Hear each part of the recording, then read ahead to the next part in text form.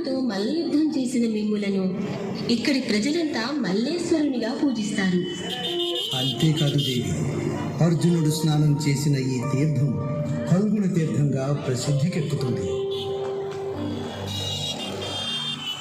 1300 సంవత్సరాల క్రితం శ్రీ ఆదిశంకరాచార్యుల వారు ఇక్కడికి వేంచేసి ఈ నేలను పావనం చేశారు. నాటి నుండి దుర్గామాతను వేద పద్ధతిలో మేరు లేదా శ్రీచక్ర రూపంలో పూజించడం ప్రారంభమైంది. ఆ జగన్మాతను శ్రీచక్ర నవార్చనతో పూజించి ప్రార్థిద్దాం. ఆ తల్లి కృపతో సుఖ సంతోషాలను, సమృద్ధిని, సిరి సంపదలను పొంది తరిద్దాం.